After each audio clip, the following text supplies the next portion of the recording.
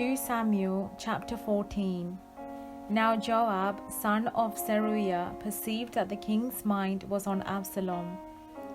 Joab sent to Tekoa and brought from there a wise woman. He said to her, "Pretend to be a mourner, put on mourning garments, do not anoint yourself with oil, but behave like a woman who has been mourning many days for the dead. Go to the king and speak to him as follows." And Joab put the words into her mouth. When the woman of Tekoa came to the king, she fell on her face to the ground and did obeisance, and said, "Help, O king." The king asked her, "What is your trouble?" She answered, "Alas, I am a widow. My husband is dead. Your servant had 2 sons, and they fought with one another in the field. There was no one to part them, and one struck the other and killed him. Now the whole family has risen against your servant. They say, 'Give up the man who struck his brother, so that we may kill him for the life of his brother whom he murdered, even if we destroy the heir as well.' Thus they would quench my one remaining ember, and leave to my husband neither name nor remnant on the face of the earth."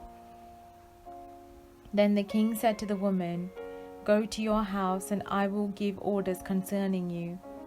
The woman of Tekoa said to the king, "On me be the guilt, my lord the king, and on my father's house. Let the king and his throne be guiltless." The king said, "If anyone says anything to you, bring him to me, and he shall never touch you again."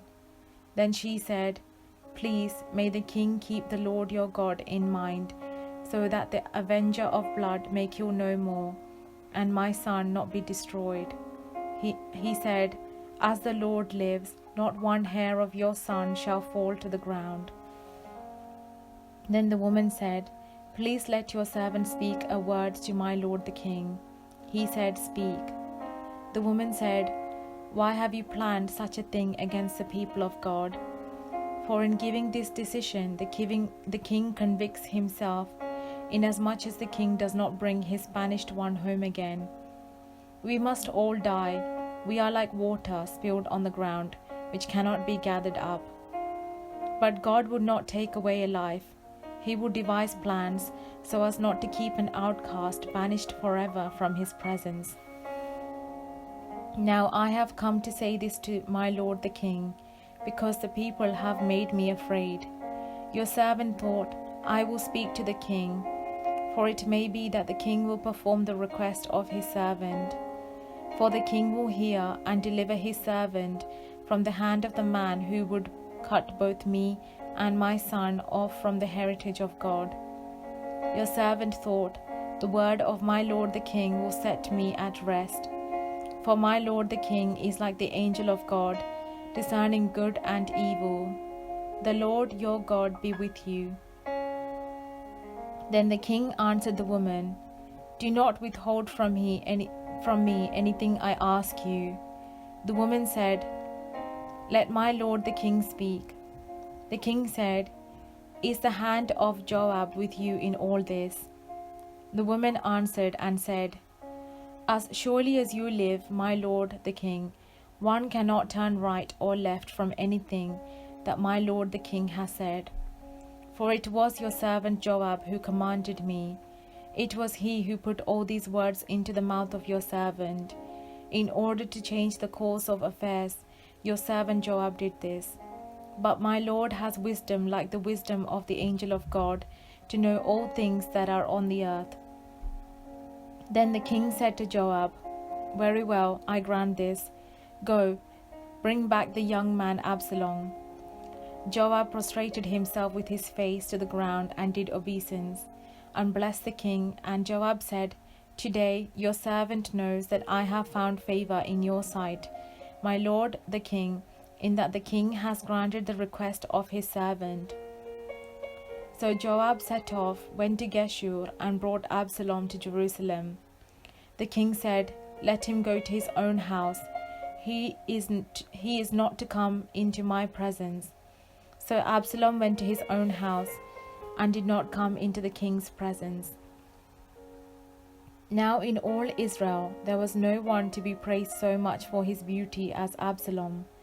From the sole of his foot to the crown of his head there was no blemish in him. When he cut the hair of his head, for at the end of every year he used to cut it, when it was heavy on him, he cut it. He weighed the hair of his head 200 shekels by the king's weight. There were born to Absalom 3 sons and 1 daughter, whose name was Tamar. She was a beautiful woman. So Absalom lived 2 full years in Jerusalem without coming into the king's presence.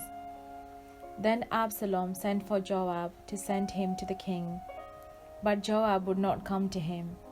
He sent a second time, but Joab would not come. Then he said to his servants, "Look, Joab's field is next to mine, and he has barley there. Go and set it on fire." So Absalom's servants set the field on fire.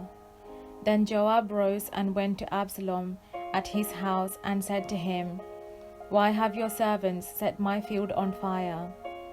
Absalom answered Joab, "Look, I send word to you, come here, that I may send you to the king with the question, Why have I come from Geshur? It would be better for me to be there still. Now let me go into the king's presence. If there is guilt in me, let him kill me." Then Joab went to the king and told him, and he summoned Absalom.